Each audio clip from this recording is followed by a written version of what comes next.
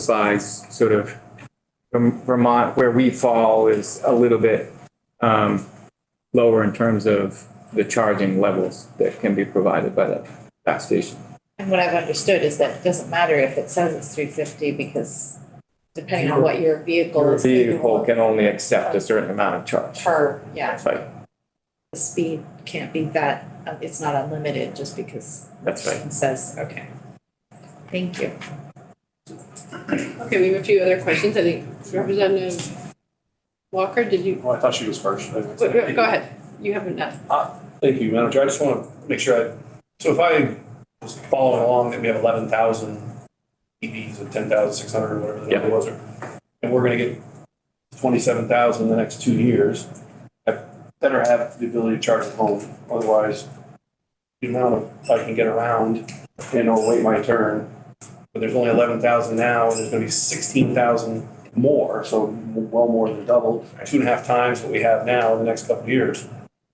You better be able to charge. Am I misunderstanding something, or you better be able to charge at home, or you're really in trouble? That's true, and the majority of people do charge at home, probably 80% of the time, and it's because it's the most convenient way to do it. It's the cheapest way to do it. In some respects, it's also the sort of most cost-effective investment from a public standpoint is to get more people to have access to home charging. Because these are expensive projects, as we can talk about later, but they're not cheap. And you couldn't possibly have, if you didn't have a substantial amount of the population charging at home, it would be harder to manage in terms of the grid. It'd be much more costly to the customer, more costly to provide. And it would just be, very difficult to manage logistically, as you say, getting around and encountering wait times and everything else. So, and we're incentivizing the vehicle purchase, but not any program for electrical upgrades at this point in people's older homes and the rural or older stock of homes, et cetera, or whatever the areas we talked about earlier, talking about whatever the infrastructure was. But we're helping incentivize the purchase, but not the ability to implement your electric home charge. Yeah, there's not a tax write-off for that. We being the agency of transportation. Well, the state, a different agency might be. So I don't want to get too far into it. Public Service Department has programming that they're going to be rolling out to support electrification, home electrification generally. The agency is not. That's right. Makes sense. And Dave Roberts did refer to the federal tax credit that is available, and then it's a little bit different because the auto manufacturers themselves sometimes will also support like a level 2 charger installation at home. And then we have many of our utility partners have their own programs that support either a rebate on a charger or the installation of a charger, or in some cases both. City of Burlington, for example, provides, I think, up to maybe $900 for both the charger and the installation. And GMP has similar incentives in place. And then General Motors, the Chevy Bolts, they come with some incentive, some support to be able to install level 2 charging at home. So it's a trickier area to manage from the state's perspective because there's so many other places where people may get some form of support, but it's spotty throughout the state. Yeah. Sorry. I'm upset. Okay. No, I think, and are you good? I think you raise a really important point because people who don't own their homes or don't have access to the electricity, I think that's a point that came up with Dave Roberts and with you, and I think with Bronwyn too, Cook, who we'll be hearing from momentarily, is about, how do we remove the barriers to access for people who want to do this, right?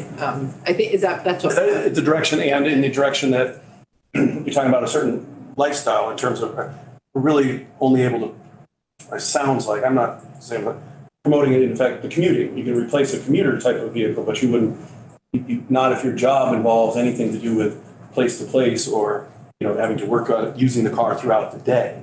In other words, how long under that charge lasts, et cetera. People that are, think about the hundreds of cars that are out there in fleet delivery every single day and whether they can hold the charge for the whole spot or where you can stop and you can obviously fill up today in gas versus whether you can or can't make it on your rounds, or the people in our territory that leave from Franklin County to go work in other places and use it. Anyway, I'm just looking at it.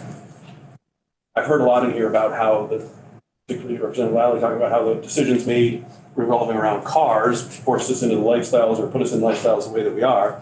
Having the ability to only really charge at home doesn't change that, or maybe it doesn't. That's where I was kind of getting at. What is it, replacing a similar type of lifestyle or not? Is it making any difference in terms of the commutes or what it'll be used for and where it's at? I'm only trying to think that out in terms of what that means, which is why I was saying I was kind of done with it. I was kind of curious where the answers It go. might be interesting to hear from Patrick, because, we can talk with members of the committee, offline. Some of us have EVs, but I'd be interested to hear, because I think what the point Representative Walker is raising is about, with the Electrify Your Fleet program in particular, like how people who are doing that kind of business, like, have you, Yeah, as part of their application to the program, we asked people to lay out, what is your charging plan for the vehicles? Because we don't want to get, far along and then figure out, well, actually, we need several chargers at this particular location, and that's going to trigger a need for electrical infrastructure upgrades. It's going to cost all kinds of money. So to have those discussions first, Drive Electric Vermont also provides some support to businesses and fleets to do that thinking up front and to help people plan and understand what the other resources are, so that in some cases, businesses can put in place some infrastructure. So when it comes time to replace a vehicle, a better decision might be made. Because, at least from the household perspective, it's when a car fails or a system within the home fails, you just need to do what you need to do to get something up and running. So the more that there can be assistance that kind of takes care of the other aspects around this, the more likely people are to make better choices. So, yeah, I appreciate that. And we're on the verge of a pretty significant upgrade, so how are we going to handle that? Sure. And I think, so, and I don't want to say too that there's no charging out there for people to have their needs handled. There's quite a bit of level 2 charging. There's still fast charging. There's, Vermont ranks very highly in terms of the amount of charges that we have out in the state on a per capita basis. We recognize that more needs to be done, but I think I'll defer to Bronwyn in her presentation about the workplace charging, the community attraction charging, that when it is that you can get most of your charging done at home and then take care of just the 10 to 20% of the other times, that becomes more workable with the charging, level 2 charging. You're just topping up. People go to work, they might be there for, 8 hours and be able to top up and get back. So there are ways to think about it where you don't always need a fast charge. It's very dependent on what the context is. Very well. Is it Representative Burke, you had? I think I'm okay. Okay, Representative Dodge? Yeah, no, I'm just sort of, I want to go like the charging, charging at work and charging at home are going to be the two options for the people that live and work in our state. And a lot of the fast charging really is needed for, tourists that's driven many miles to get here, or the people that are working, that transportation is a basic part of what their jobs are. And so we want to be sure that, that those are options. And, when you have a fast charger, you're going to have, I think the really important thing is making sure that there's accurate live updates are accessible to, people online so that you can otherwise. I'd like to let Patrick get through his material. I think this is all relevant, but I just want to give you, I know that that's. Yeah, no, I appreciate the questions as well, and we'll try and touch on some of what was discussed in the morning too. So just briefly, these are the some of the programs that are available to help support fast charging. And I haven't included all the history in this. I have that in the next slide, not all the history, but some. It's looking forwards. We have a National Electric Vehicle Infrastructure Plan that's required by FHWA in order to be able to access the federal funding. We have $21.2 million through that program, as I talked about earlier this morning.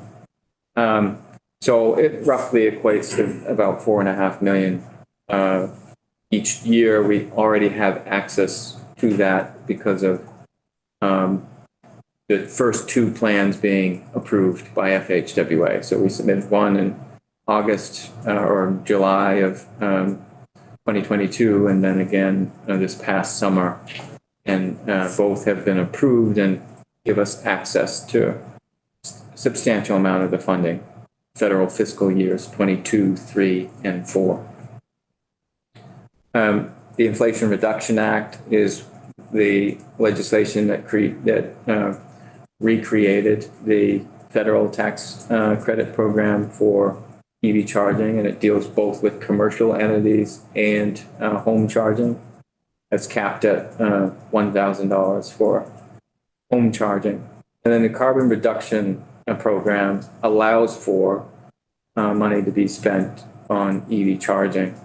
I'll talk a bit more about some of our plans for that. And where does that carbon reduction, because we haven't talked a lot about that yet, and I don't want to steal your thunder. Mm-hmm. Do you talk about it later? A little bit, yeah. Okay, maybe I'll just hold my question there. I'm just where that program comes into and how. Sure. Yep. And then there are different federal grant opportunities. And we applied for one of those over the summer. We declined to apply for one in the fall, which didn't really meet our needs. But there are a number of programs out there that are coming online and areas for where we can look to supplement what we have for state funds, state investments, as well as the federal formula funds to the NEVI, the National Electric Vehicle Infrastructure Program. And then we can talk a little bit about medium heavy-duty electrification planning a bit later. This is you've seen this slide, I think, before, the quick rundown of the history, where the majority of this has been actually managed by the Agency of Commerce Community Development since 2014. As there was more federal funding involved with the Investment in Infrastructure and Jobs Act in 2021, it made sense to kind of begin to divvy up the responsibility and have the Agency of Transportation manage the federal formula funds from FHWA for fast charging, to use the agency's expertise in highway projects for that, and to defer to the Agency of Commerce and Community Development in dealing with more of the community-based charging.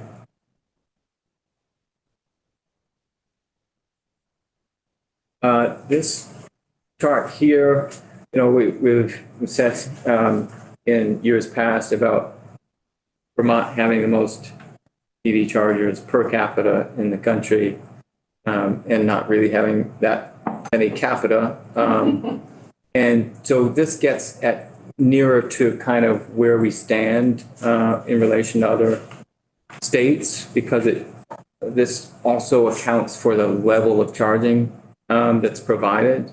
So we have fast charging, but we don't have very fast charging. We don't have a lot of redundancy in our network. There's still some gaps for sure. But then there are the other issues. When you come to a station and it's only a a single station or two stations. It's either occupied or it's offline.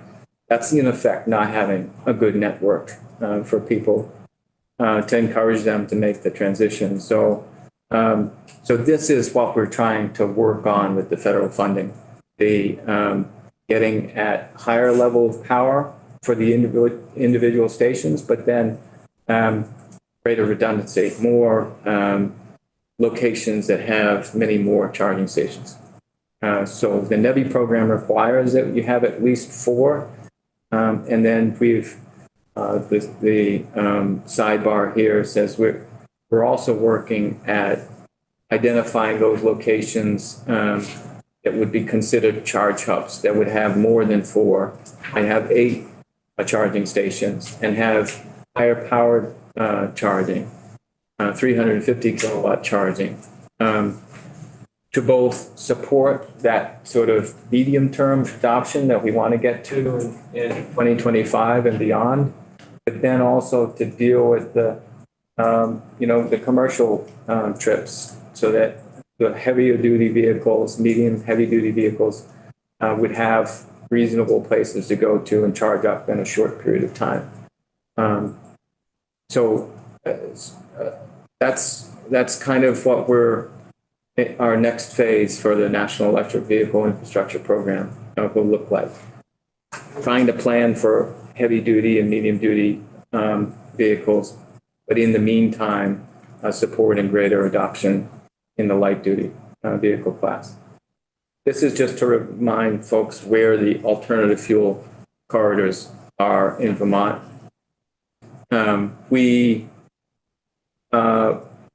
We are only able to spend National Electric Vehicle Infrastructure funds on these corridors. And they have to be within a mile of the corridor and within 50 miles of the next charging location. So it's very specifically, this is the corridor that you're. Yes, so this is what we're working on for those this specific federal program. These are the kinds of things that we take into account when we identify the locations. So there's a lot of mapping layers that we overlay to hone in on, but the kind of most significant factors in all of this is just the guidelines of the program, the rules around it. So they still have to be located on the corridors. They still have to be within a mile and within 50 miles of the next. And so then within that construct, we have these other factors that we take into account. This is what we laid out in our latest NEVI plan, with a focus on geographic coverage, and then increasing redundancy, as I said, at particular places where there's a confluence of busy routes. And then preparing for freight travel when vehicles become more cost effective in the near future.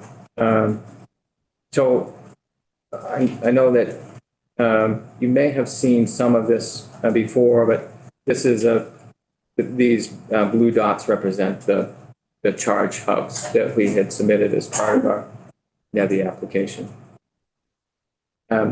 This charging and fueling infrastructure grant was a part of that same appropriation made through the IIJA. And because we did not have a lot of time to put together an application, they announced the program and then had a fairly quick turnaround. There were not a lot of municipalities who were in a position to put forward an application. The state and municipalities, governmental entities were eligible to apply, but I think only Burlington Electric was able to do that. So normally we wouldn't have gotten involved in the community charging piece of it, but we decided that we could pull together an application that worked away at sort of the gaps off corridor and to only have to work with a single entity, we reached out to the Agency of Natural Resources, who had already done some work in identifying where there might be level 2 charging deployed most cost effectively. And so we had, through their list of prioritized sites, put together an application that builds out around the outdoor economy, basically. And at 29 locations for state parks and forest recreational areas, and then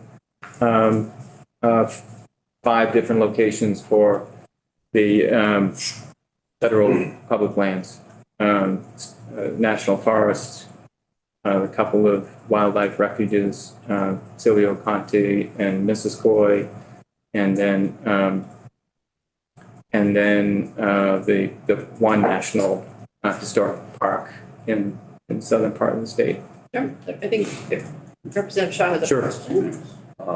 Patrick, I'm looking at the priority. I may be one map ahead.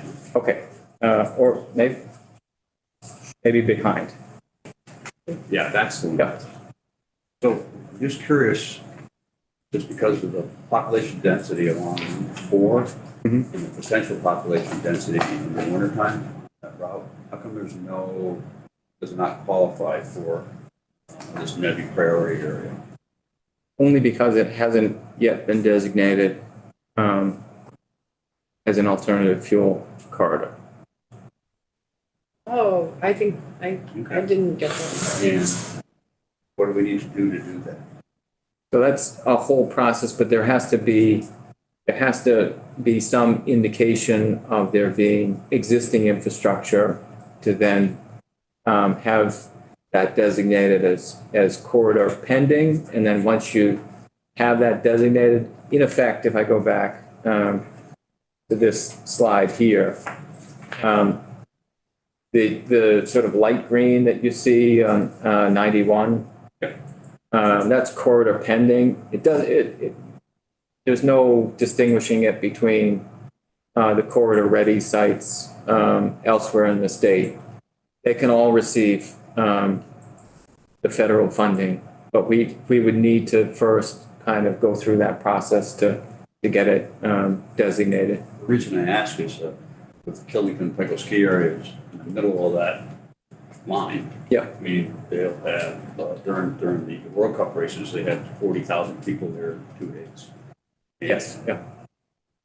on a weekend, that 800-person community expands to 12 to 15,000 people on a regular basis. Yep. So that'd be classified as an underserved area. Well, so there's part of the carbon reduction program discussion is also like, what can we do to provide investment in areas off corridor? And that's where there's a little bit more flexibility in those program funds. A function, sort of one of the guidelines around the program is that you have to first get to fully built out status, which means that all of your alternative fuel corridors, whether they're pending or ready, are built out. They have the minimum 4 chargers, 150 kilowatts, everything's within 50 miles of the next charger. Once you've had that designated by FHWA, then you are enabled to use the program funding more flexibly. Until then, you have to use it in the very way that they tell you to use it. So there's a real advantage to getting to fully built out as quickly as possible, not designating new corridors, using other sources of funds that are more flexible. And then once that's fully built out, you can do more in terms of, like some places in Vermont where there isn't that kind of seasonal traffic volume, you're not going to necessarily want to put a bunch of fast charging. You might want to put a couple of fast chargers, and because it's more cost effective, you're not going to have to upgrade infrastructure and the rest of it. So it was a strategic decision, not in the last round, to submit new nominations because we want to get to fully built out status as quickly as possible to achieve that flexibility with the funds. there are other ways that we can get at deploying infrastructure there through other programs. Eventually you'll get there. Yeah. And same way with like Route 103, down to the Mhm. ski areas on there. Yeah. There's a lot of people seasonally. So that will, Yeah, you're gonna get the cart before the horse. that's right. Horse before the cart. Horse. Yeah, horse first. Yeah. So maybe on this slide, maybe helpful for you to explain. So have we gotten any NEVI chargers out yet in Vermont? I know we're Yeah, we're getting close. We have not yet.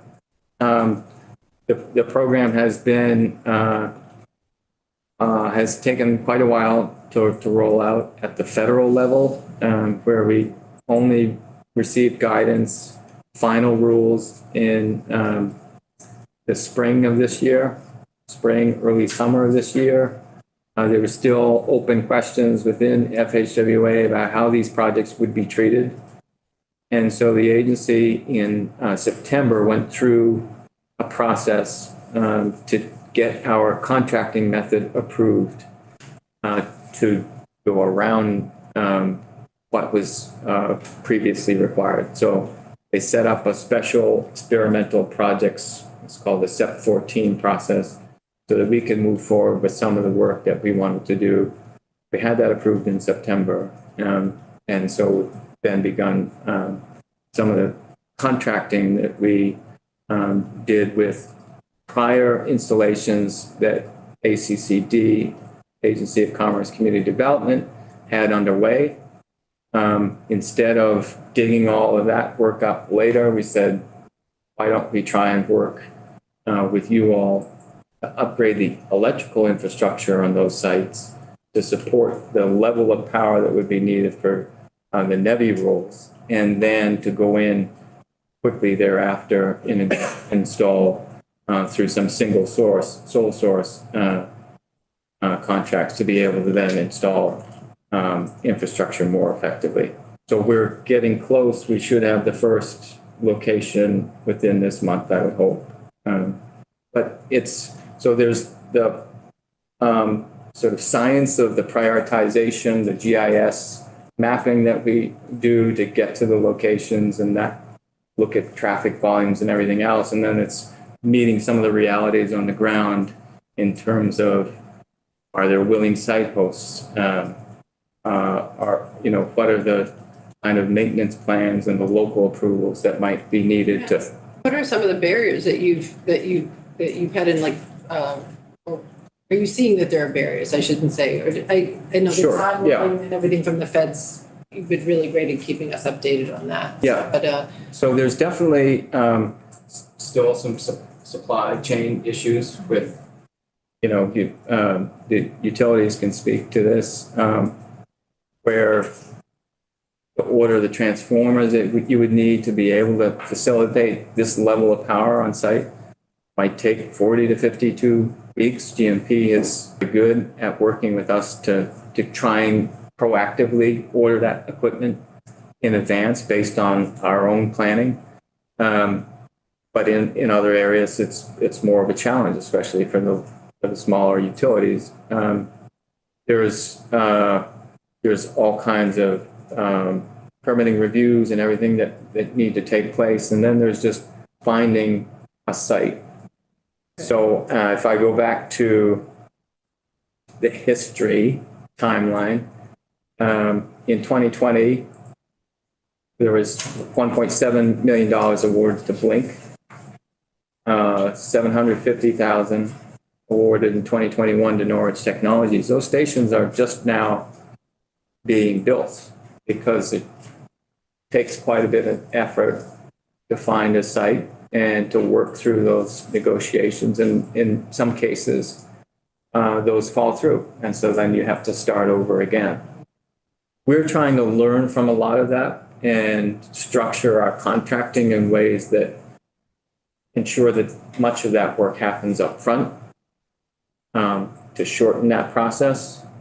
Last spring, we issued a GIS mapping survey to call out potential site hosts expressed their interest. We received over 200 responses to that. So we can begin to match up potential site, evaluate them upfront, understand what the permitting might be involved in it, and then match those folks up, those entities, whomever, with who we might select for EV charging providers.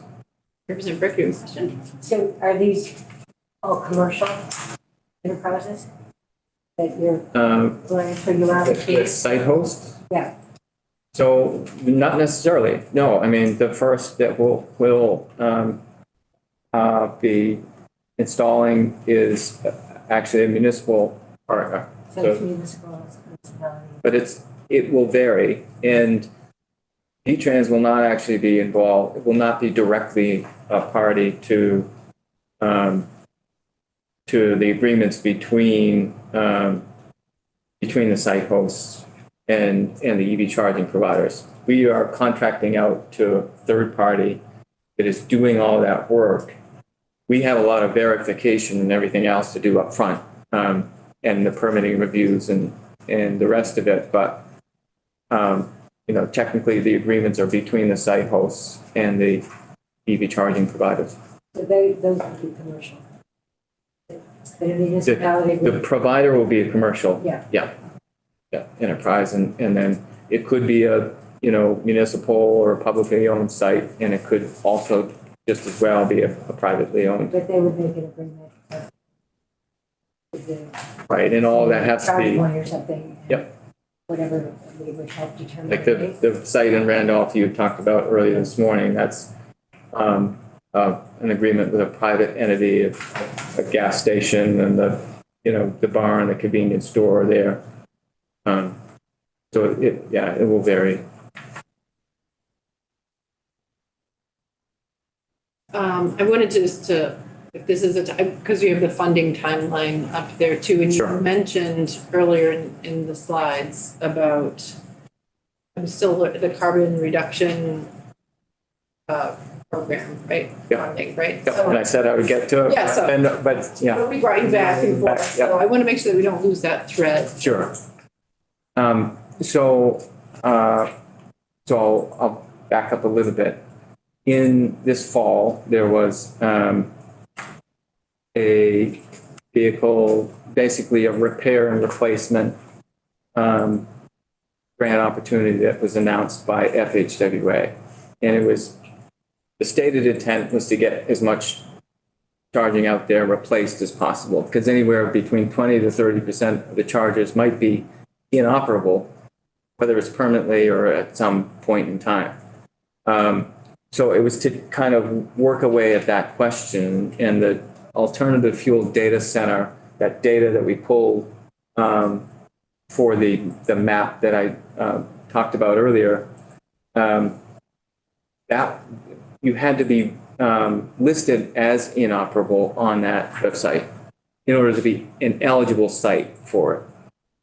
It came with all kinds of other requirements that most parties were just not interested or able to actually meet. You would not just have to replace the station. If you just had one station, you'd have to have a minimum of 4 stations. So then it would sort of, all the NEVI requirements would then begin to apply to those sites. And so then it would trigger those costly upgrades for, higher level electrical service to the site, and those time delays. So even though it was intended to be something like very streamlined, the rules would prevent it from being so. So what we decided to do, instead of applying for it for just a handful of stations, was to take some of the carbon reduction program funds and design our own granting program that would direct money to the charging stations that needed to be replaced, and to do so in a way that added more charging and higher level charging, but only up to what might be supported in a reasonable amount of time and with a reasonable amount of resources. So not requiring very costly upgrades, but requiring that there be an ability to at least host 4 charging stations, but they could be level 2 charging stations. So if you had a fast charging station down and you only had the capacity to build 2 instead of the 4, you'd be able, through the carbon reduction program fund, to build those 2, build a level 2 charger, and then get some money out there more quickly. And that carbon reduction, but we heard from the agency about federal grants that mostly was focused on discretionary grants that the agency, transportation has gone for. So the carbon reduction grants, are those discretionary grants, or are they non-competitive grants? Are they coming into AOT, or are they going into the climate action? I know that there's some money going into the ANR's climate action office, so. Yeah. So it's, they're formula funds. Okay. They're part of so we were awarded. So it's separate from the NEVI, this is the. Separate from the NEVI, Also formula. it's, we were awarded those 3 buckets of environmentally focused formula funds. NEVI was one of those, has its own kind of weird requirements. Carbon reduction program was the other, and then the Protect program. And so we've got $21.2 million for NEVI. We've got somewhere around, I think, $32 million for carbon reduction program, and like $37 million for the Protect program. Yeah. So some of those existing formula funds that have already been authorized, we would use to sub-grant. And the carbon reduction money, that's going to ANR, right? Like, is it going all to ANR, or is it being separated out? It's confusing. It's confusing because they created all these different federal grants, and they kind of named them similarly. So I think what you might be talking about is climate pollution reduction. That is what I'm talking about. And that is ANR. going to ANR because they're applying to EPA for that. Terrific. Thank you for recognizing my misidentification. No, there's all kinds of. So this is basically within AOT's control. That's right. That's where I was coming from. And I had another question, but it just evaporated out of. So we will be working with ANR on the CPRG, the That's Climate what I thought. Pollution Reduction Grant, and that's there will be a connection there, but. So now I remember what my question is. It's kind of, you can see on your slide, if you go back, 1.7 million to Blink for 11 locations, you can we can start to kind of do the translation of the math, like 21 million from NEVI. And if we tap some of these, I guess my question is the 21 million, it seems to me like it's not going to be enough to build up the whole network, but I'm not working with the proximity that you are to this. And, my question is, as we think ahead on the horizon, we have to think about budget pressures or grant federal opportunities. And I'm sure you've been thinking about this, so. Yeah, so, the NEVI program, that may in the end get us to just the, 15 sites that we identified. So essentially, minimum of 60 ports. But that's why there'll be these other cracks at federal funds, the CFI, the Charging Fueling Infrastructure Program. So as part of that, I'll just go back to that slide there. Yeah, that too. So a lot of this is level 2 charging along scenic byways in the public, state and federal parks. But then as part of that application, we also included, I believe it was 14 locations. Yep. 14 locations for fast charging to provide even shorter distances between the locations. So people going around the state of Vermont would never be, not just more than 25 miles, but never be more than 15 miles away on the interstate and the designated corridors from a fast charging location. So this is what, just to repeat, because I always, with a lot of this stuff, I need repetition. So this is the program that Representative Shaw's question about a Route 4 corridor or other corridors, this is the tool that we would use for Exactly. that. Okay. That's right. Yeah. Um, And so, that funding request was for $22 million. So the request has just gone in. It went in June, Okay. and we just haven't heard anything Okay. from them about it, but we hope to hear early this year. Okay. And then it'll take 2-3 years to. Yeah. I mean, I'm just curious, because you said on one of your slides that like the first charging station's going up in, I think, Bradford in early 2024. I know I had heard about that. How are we doing in comparison with our region or other states? I mean, I read some national transportation literature saying it's going up slower, but some states are able to do it faster. So there's been just two locations so far. No, Period, for the nationwide. program. The first was in maybe the first week in December, and then the second was in the second week in December. Of 2023. Yeah. They were just in the last month, Ohio and then New York. And New York was doing something similar in kind of using an existing site that predated the program to be able to put some of the NEVI funds into it. We certainly have had a lot of questions from the press about this, and it's a tricky thing because the federal government has certainly taken its time to get final rules in place and to work it out. It is, in fairness to them, a brand new program that I think they're wanting to make sure that this substantial investment is done in the way that it's done thoughtfully, in a way that maybe prior federal highways, the federal highway system itself hadn't been done. So there are a lot more things that are being taken into account in terms of environmental justice, making sure that we're directing 40% of federal funding towards environmental justice, disadvantaged communities.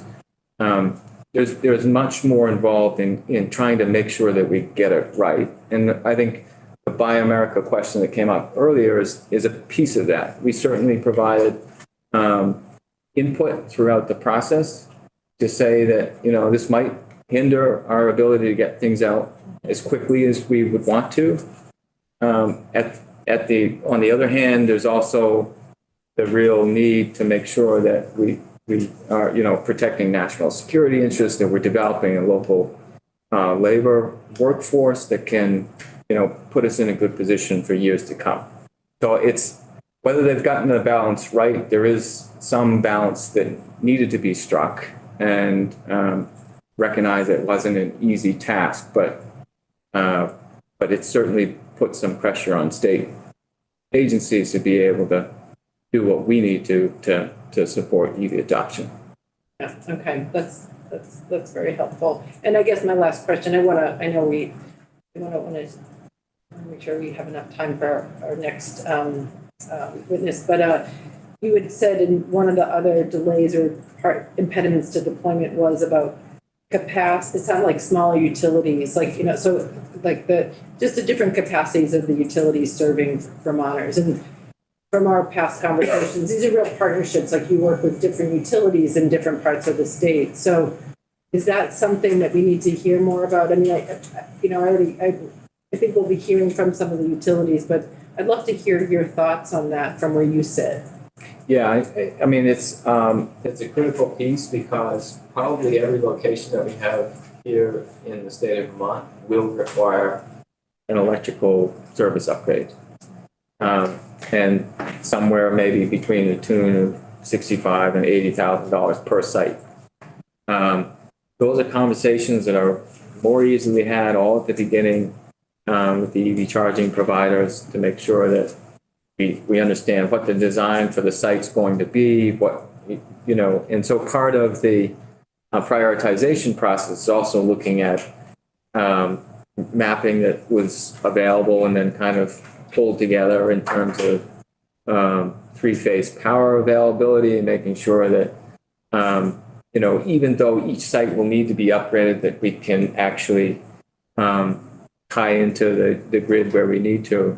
So there's, you know, a lot of planning work that needs to happen to make sure that things run smoothly. But we do have, you know, good working relationships with the utilities to be able to make sure that, and, you know, to build into the contracting process that this happens up front as well, to make sure that projects run more smoothly. Great. I know you, I think you, did you have one more slide in your deck? I wasn't sure. if- Probably, yep. I wanted to make sure that you had a chance. Next steps. Yeah. So we are close to getting a contract reached to build out the site there in Bradford at a municipal parking lot. And each site is going to have, throughout this whole process, will have its own peculiarities that we will have to work through. So the next step from there is really to use what we learned from the first site in the contracting process. And we're going to build out a list of qualified providers through issuing an RFQ to be able to get as many parties interested in working with the state of Vermont to build stations out, and then to, from there, issue the RFPs so that we don't have to each time go through the qualifications of EV charging providers. There'll still be an on-ramp regularly for new entrants into the market to be able to join that list if they meet the qualifications, but we don't want to have to repeat that process every time for a different funding source and as new information becomes available. So that's the way we hope to cost effectively get a lot of this money out. And we hope to do that to get things under contract for the first NEVI sites, the ones that will get us to fully built out by the end of this year. And then there's also the public engagement that needs to happen that hopefully informs the funding that we have with more flexibility after we've got to fully built out, and to inform what other opportunities might come through things like the CFI grant. We want to be able to support municipalities that don't have the resources to apply on their own or even to administer a grant. And so we're going to be doing some outreach around that and hoping to aggregate up an application for the next round of CFI, where, you know, a small town might not meet the minimum threshold for participation, but multiple small towns here can hopefully put together a strong application. And then lastly, it's just, it's a program like many others that we're going to learn from and continue to evolve. And I think, you know, we can tell that our peers across the country are doing the same, and we're learning from each other as we go. But this will be a continued process of reaching out to the public and trying to inform how we build out better in the future. Great. So This has been really great. I know we're going to continue to, we'll more discuss, but I also want to say in the next slide, it's really nice to see some other people part of your,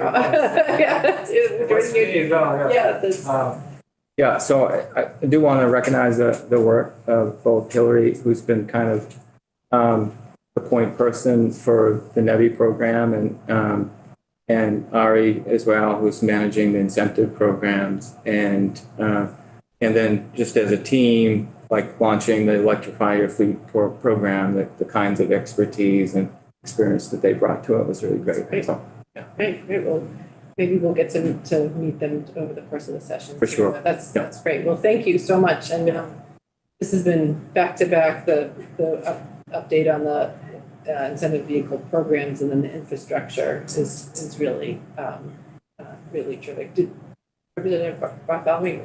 Oh, I thought I saw him. No. Okay, so maybe right now we'll transition now to hear from Bronwyn Cook from the Agency of Commerce and Community Development will bring another important piece of the EV infrastructure charging puzzle. So, yeah, so come on up, Bronwyn, and, oh, perfect, great, I'm gonna give these to Jeannie, you know. I'm gonna let you take, I'll take my copy, but you know who all. You just give it. Okay, okay, great. And let me get a thick one for him too. And I think, Bronwyn, if you can either, if you're, are you showing slides? Yes. So you can either be that little toggle, oh, you're one step ahead of me, you got it, otherwise you can jump by Zoom, so, great, so, well, these are also, I believe, are up on our committee page as well.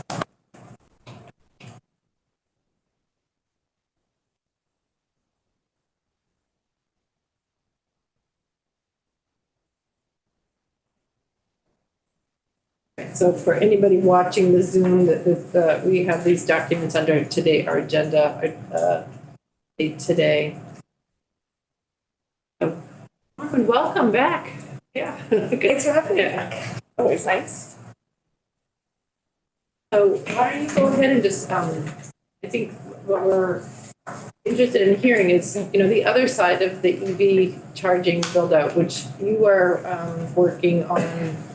Work in the communities at a different level, like multi-unit dwellings and downtown attractions and all that. And there was a separate bucket of money that was from 2 years ago. I think it was, remind us that it was 2023 big bill. yeah, the big bill. So that's the funding that you've used for this. And interested to hearing how it's going, what's going on, and always where are you with the money, and you know how far is it getting you? So. With that, take it away. Thanks. Well, for the record, my name is Bronwyn Cook. I'm a community planning and policy manager in the Department of Housing and Community Development in a little division called Community Planning and Revitalization. And so, yes, I'm happy to be back and giving you, I'm going to start with like a little bit of the brief history of when we got involved in EVSE charging. But then the bulk of my slides, I'm going to focus on where we've gone with our programming after that. $10 million allocation to expand some of the pilot work that we have been doing. So I have maybe about 20 slides. I'm happy to go with the flow and take questions as they come up, so just let me know. Great. But just a quick introduction to the CP&R team. We're a team of 9 people, pretty interdisciplinary, some land use planners, some landscape design folks. I myself tend to work a lot in the climate and energy policy space in addition to the land use work.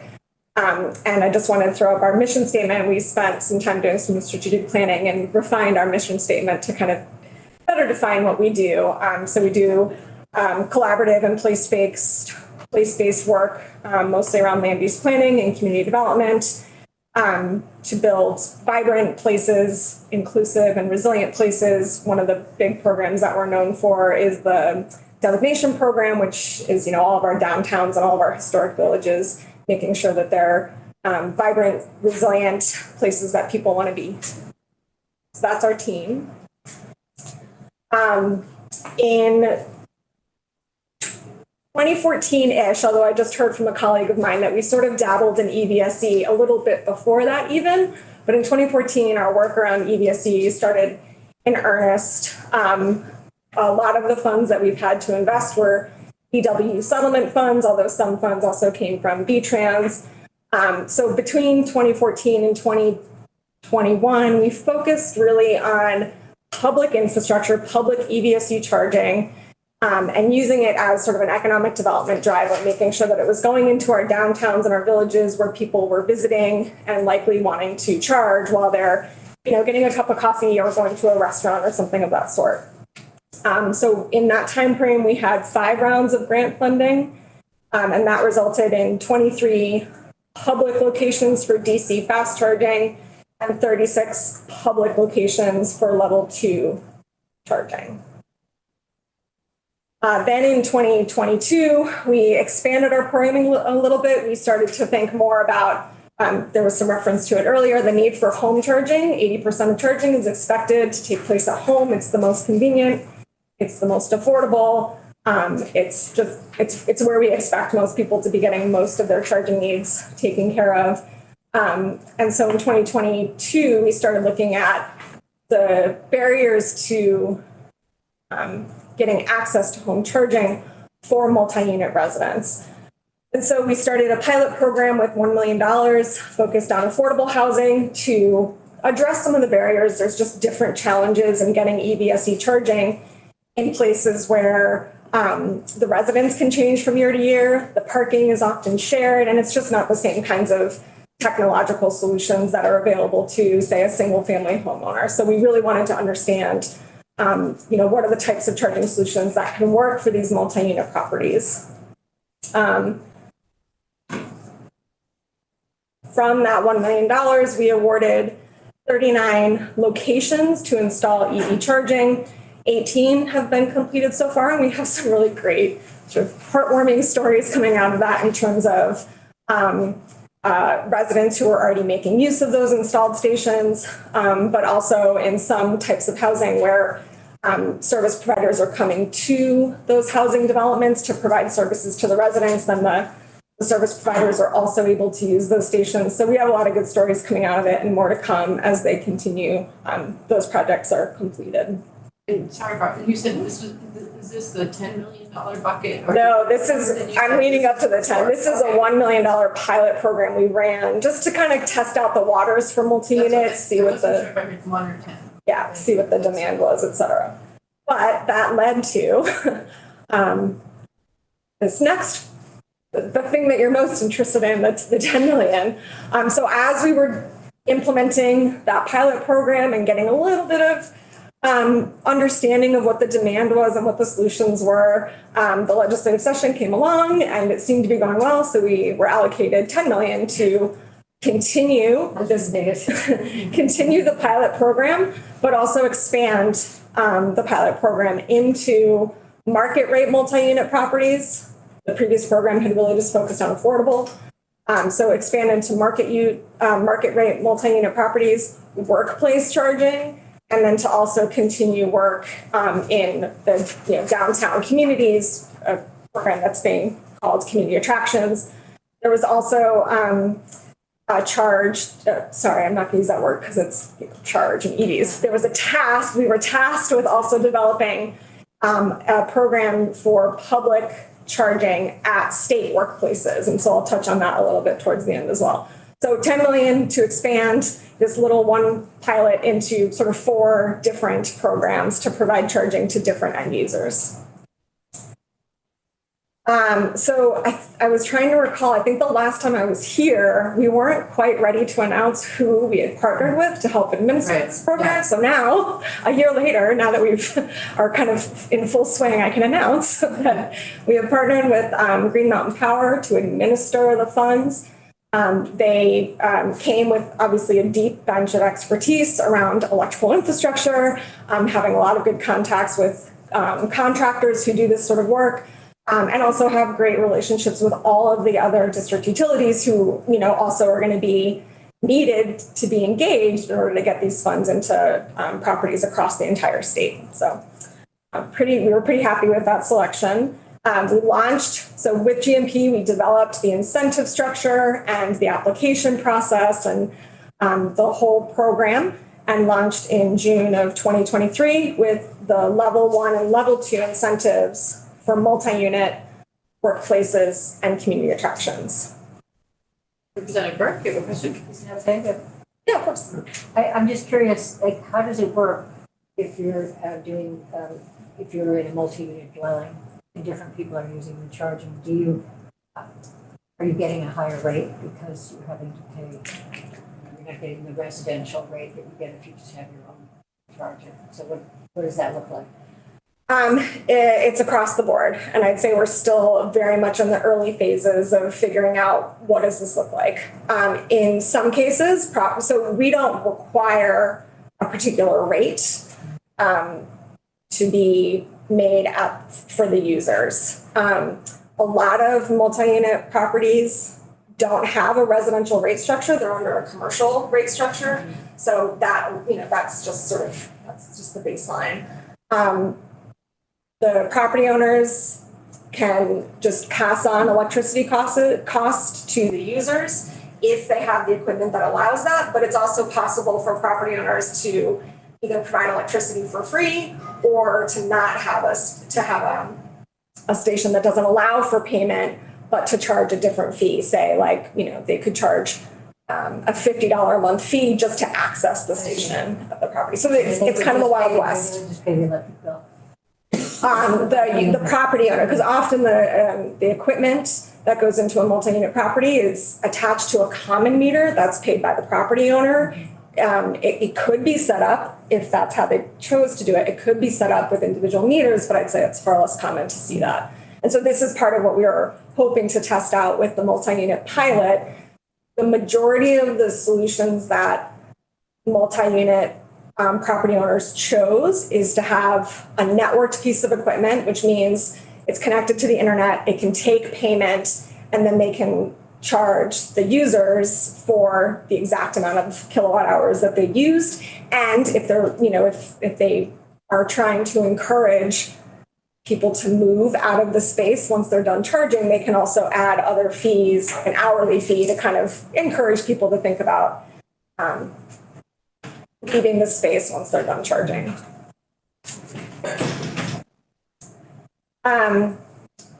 So our program launched, and for the level 1 and level 2, and the next couple of slides that I go over, we'll kind of dig into what we're seeing with that program.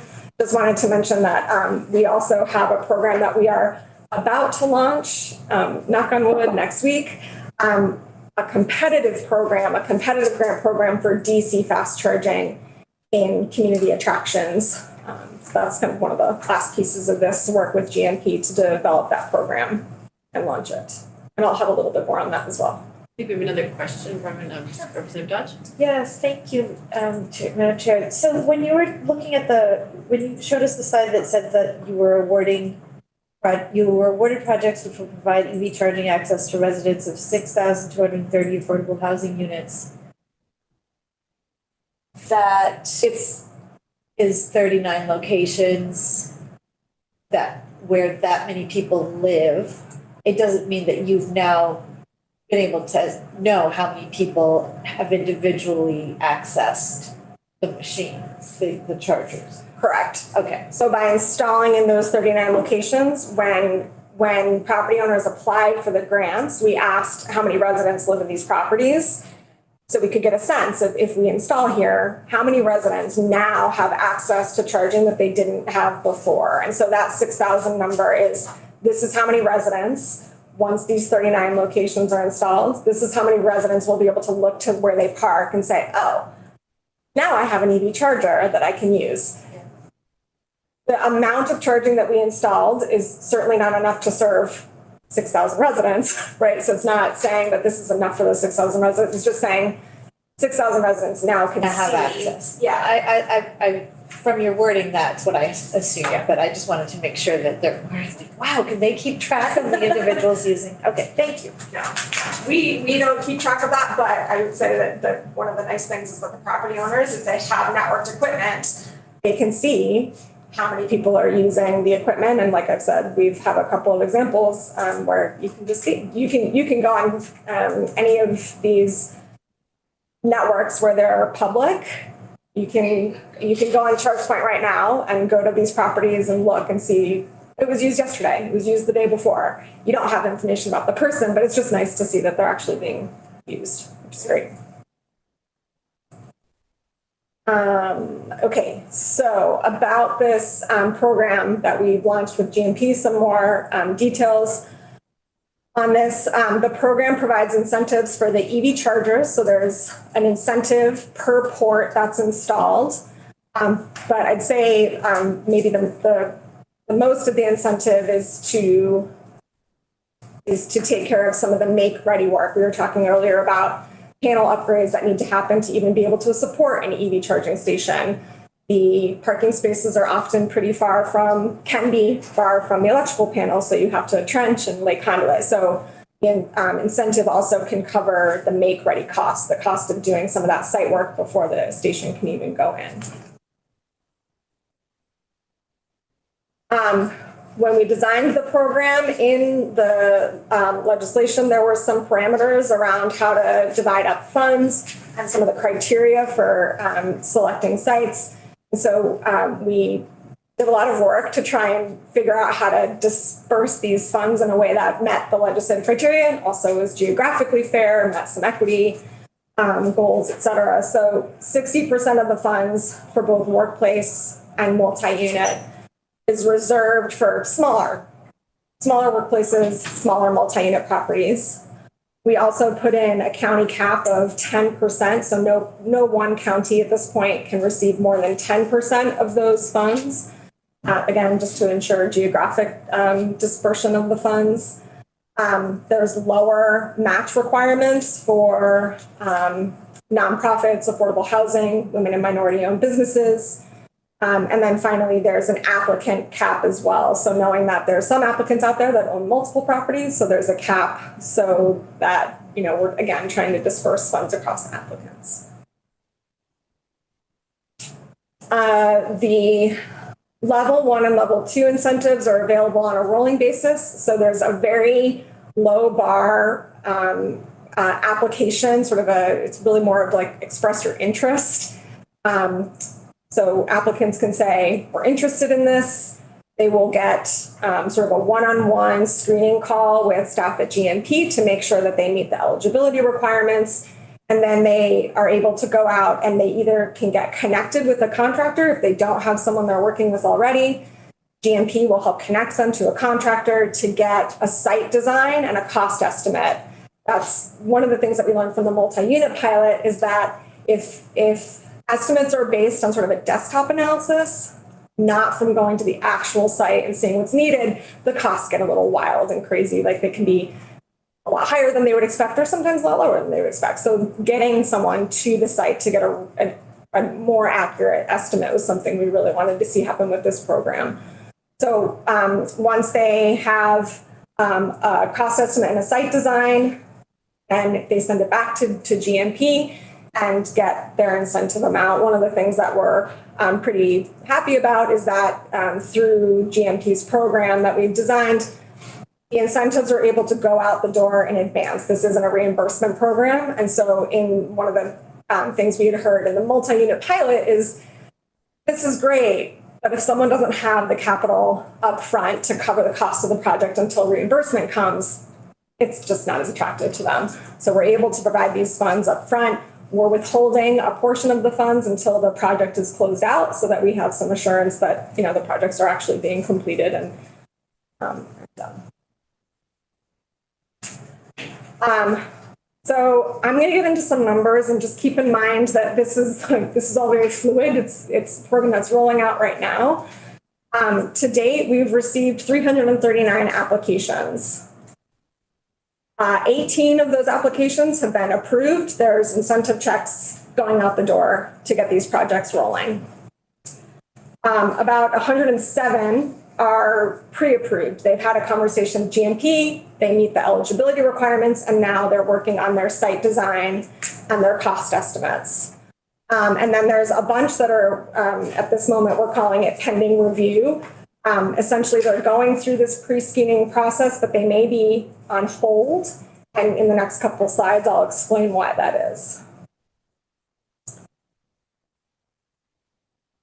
So the reason some of these applications are on hold is because as applications are coming in, we're kind of keeping tabs. If every application that comes in is receiving the max incentive that they are eligible for, we need to know that we have to kind of reserve those funds for those projects. So based on, we're calling that the pipeline max. So based on that pipeline max, all of our programs right now, there's higher demand than the funds that we have available. So for those applicants that are still pending review, we just let them know that, look, you're in queue, you're in line, your application has been received, we're processing them in the order they've been received, And they're getting a message that essentially says, we may have more funds if everybody in front of you in line doesn't meet their max incentive. So just, hold tight if you can. Keep in mind, applications will continue to be processed as long as funds are available. So just keep that in mind as I go through these numbers. So the number on the right in the red, so just so that I'm understanding, that's the incentive available, like multi-unit residential, 2.7 million, pipeline max, people have requested, are you able to find out if can they move forward with the project if they don't get their full request? Is that? So far what we're seeing is quite a few projects that don't need the full incentive that they're eligible for. And so those funds then just go back into the pot. Yeah, okay. Go back into the pot. If a project costs more than the incentive that's available, it's up to the project applicant if they want to move forward or not and cover any of those additional costs out of pocket. So there may be applicants that end up dropping out and saying, you know what, we Can't swing it. right. So this is like, we could do it anyway, we'll find some funding. Right. And so this is why I just wanted to be cautious about, like, the program is sort of constantly moving against incentives being processed. And so we don't, we won't know how much incentive is left until dollars are out the door. Just wanted to point out too, the multi-unit program shows less of a margin for that demand versus how much funds are available, mostly because it just had more funds to begin with. And the same is true for community attraction. It's showing a much higher demand than funds that are available. And that's because it had the lowest amount of funds available for that program. Is it mostly municipalities that are applying or? For community attractions? It's a solid mix. There's a lot of public facilities like schools and libraries that have been applying, but there's also businesses in locations that are walkable to downtowns and are willing to make their parking and their charging available to anybody who's in town. It's a little bit of both. Thank you. And the chargers that are being set up at the multi-unit are pretty much all level 2s, right? Level 1 and 2s, kind of.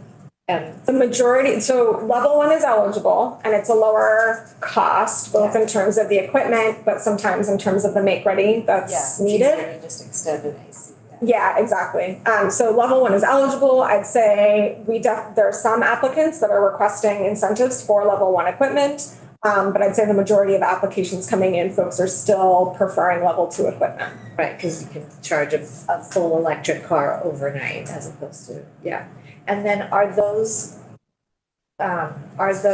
chargers appearing on publicly visible? Like if I don't live there, will that charger pop up on my app as being available? It's a great question. It's entirely up to the property owner.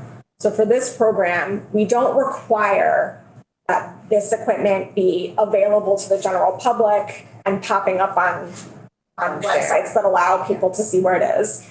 It's the intent of the equipment is really to serve the residents of the building and the employees of our workplace. And if a property owner wants to make it available to the general public, we don't discourage that, but we do sort of point out that the intent is for those folks. And so making sure that there's a management system in place to ensure that if a resident needs access to it, they're going to get access to it.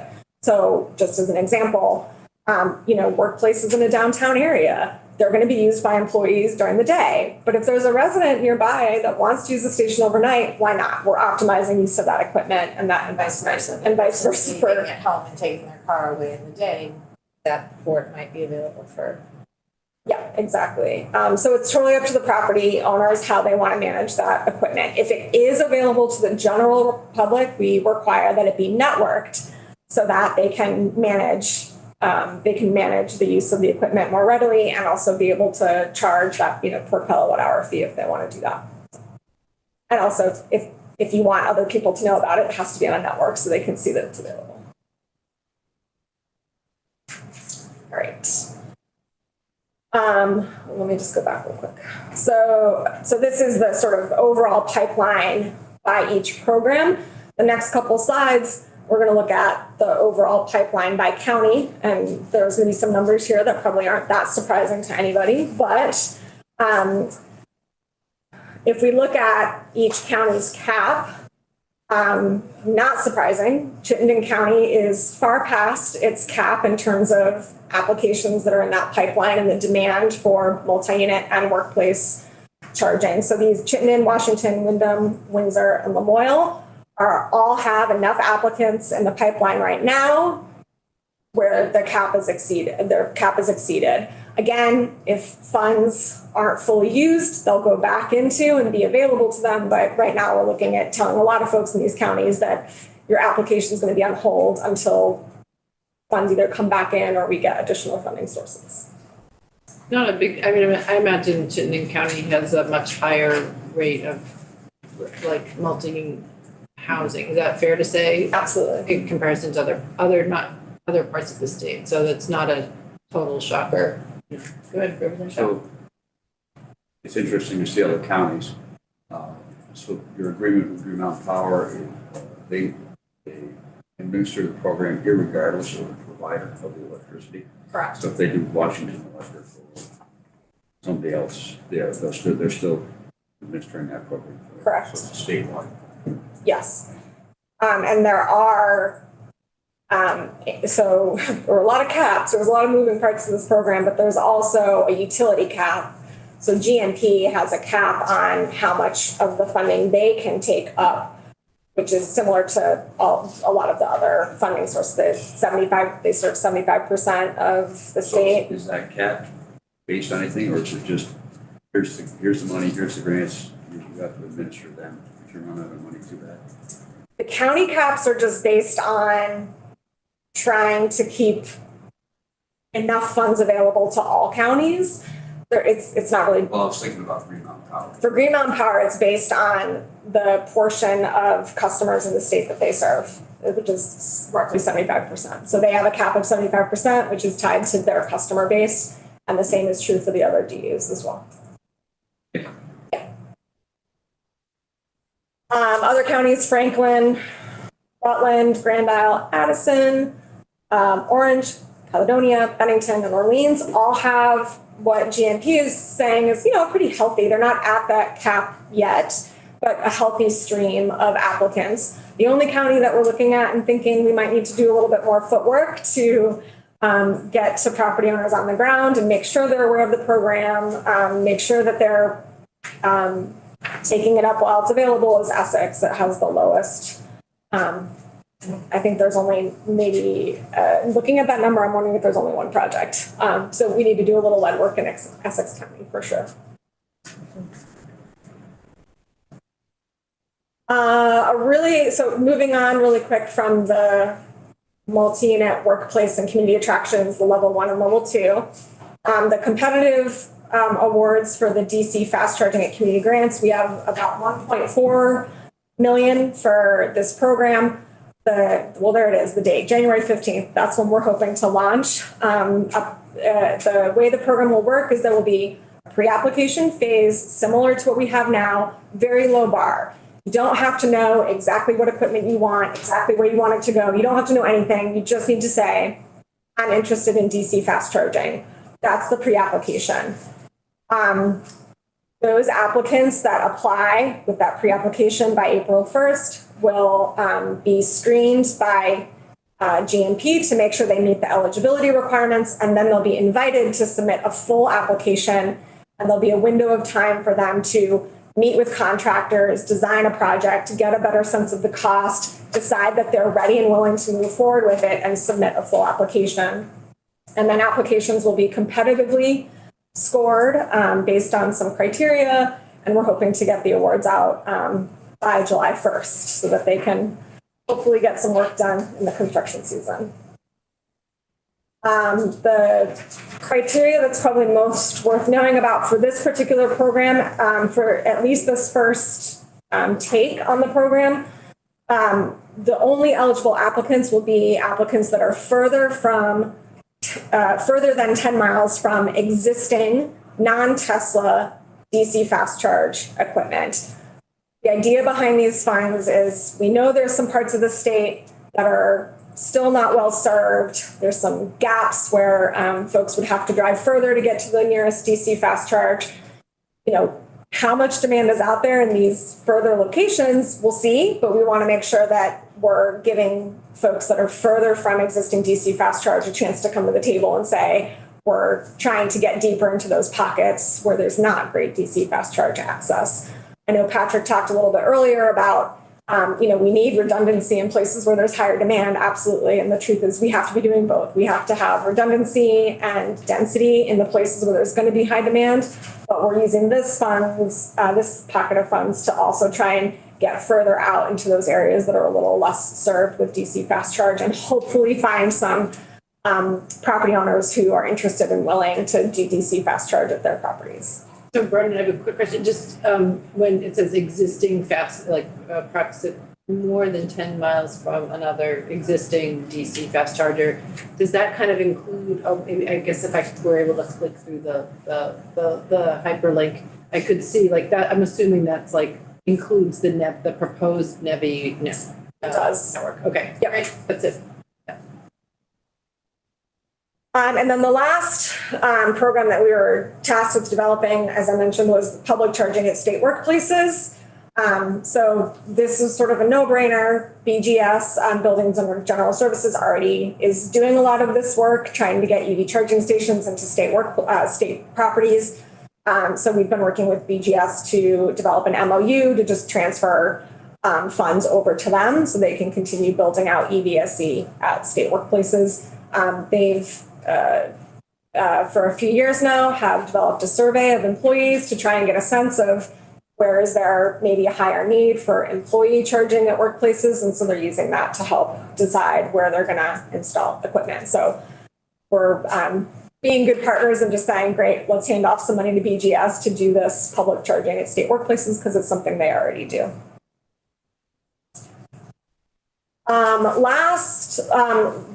Just kind of exciting things, at least for me. I don't ever work a lot in like marketing and branding, but GMP has contracted with a consultant to help develop some really nice branding around this program so that there's like a catchy visual for people to associate with good information and good incentives for getting charging at their properties.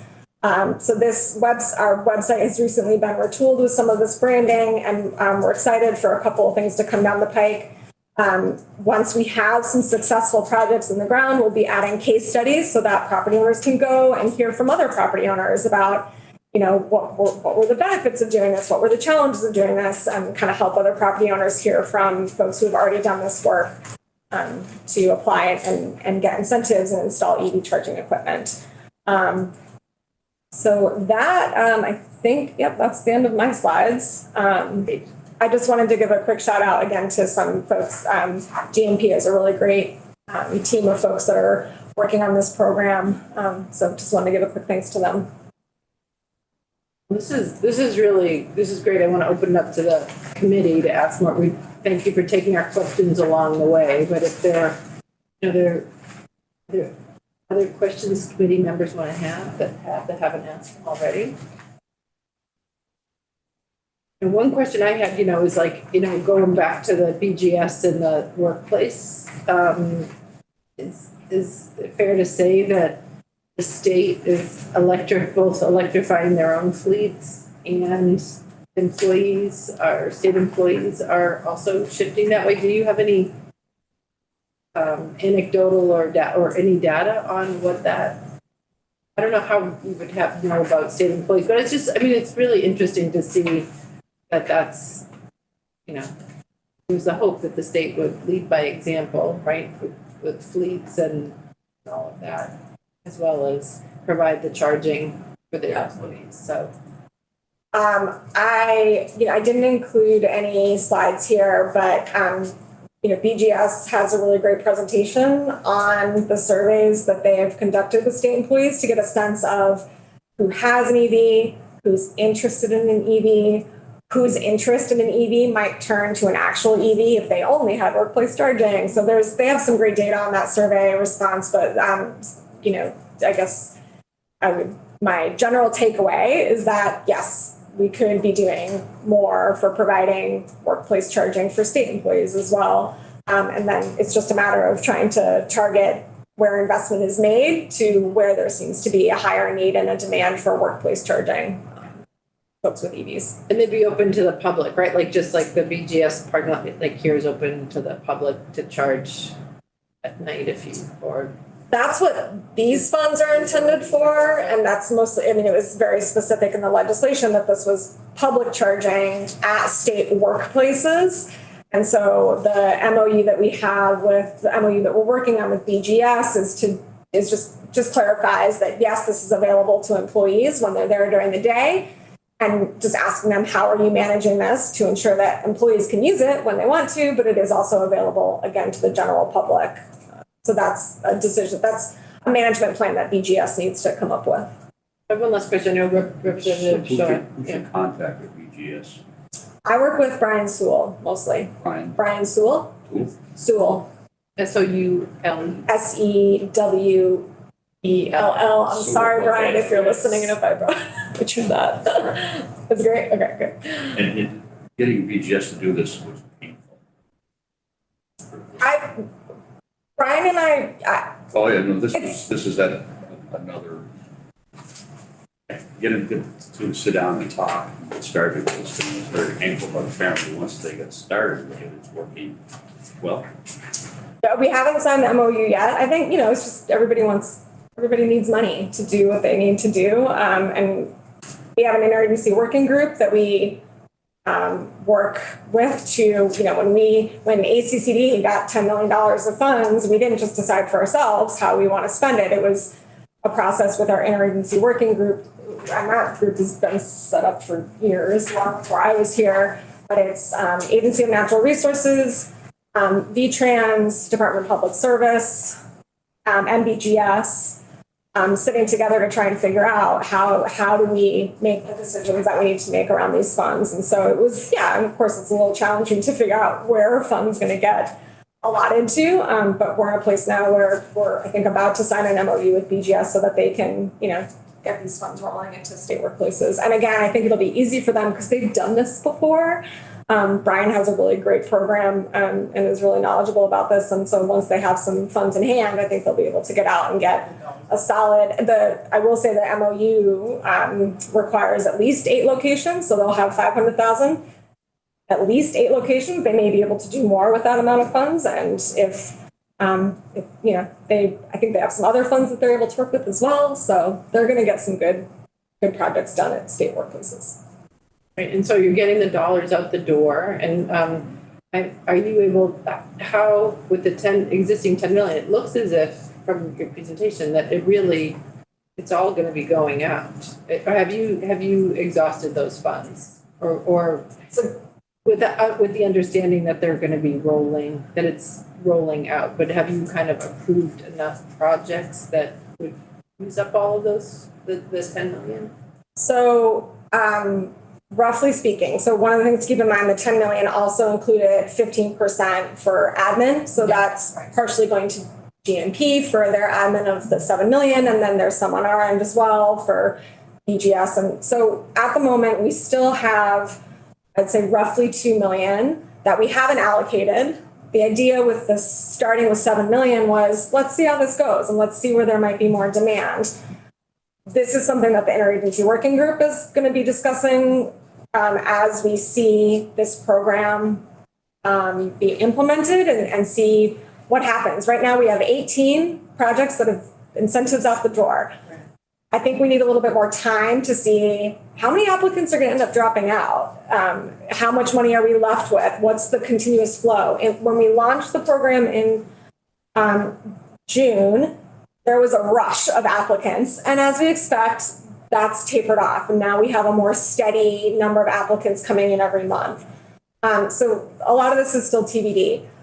For that 2 million that we have reserved, I think the interagency working group is going to have to get together and figure out, where do we want that reserve 2 million to go? I'm just going to throw in one of the ideas that has come up is, again, we have a county cap, and some counties are not close to that cap, but a lot are past I think some of the counties that are not at their cap yet, it just might, there may be lower resource, they might have fewer properties of a pool.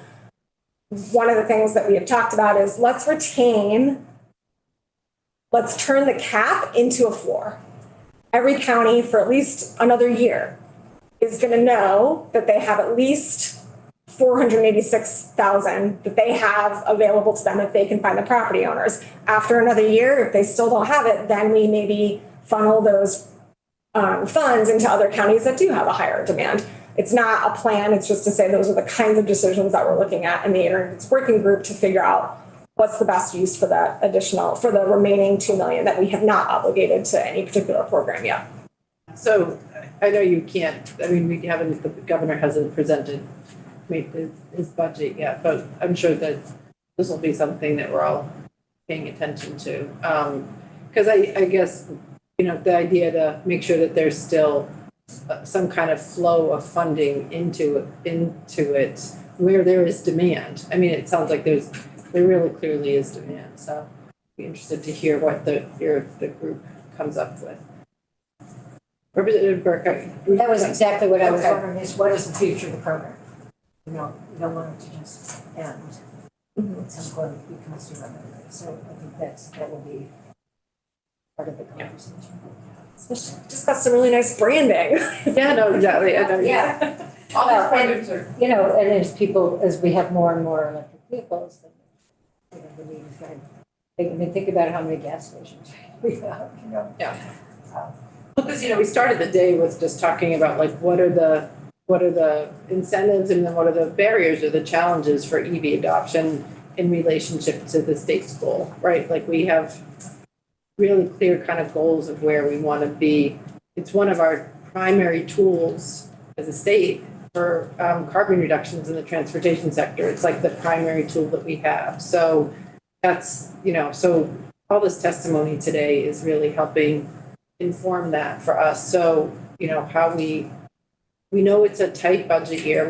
We all know that, but you can be, the saying, penny wise and pound foolish. I mean, it's just, if we're building these programs that it's really a year, you can see the difference. I can see the difference in how things are been tried out and are rolling out. And to the point where you can brand stuff, where you have partnerships, where you're figuring out prototypes, like what works and what doesn't work in a site and how you're learning from it. So this was, I think, a real education, just kind of, I'm really appreciative to both of you and to Dave Roberts, who was here earlier, to kind of give us the big picture today, all of that. And I know that we'll be continuing to focus on this session, the first half of the session. So any final questions? Go ahead. And then I think we might wrap up so we have time to get to the floor.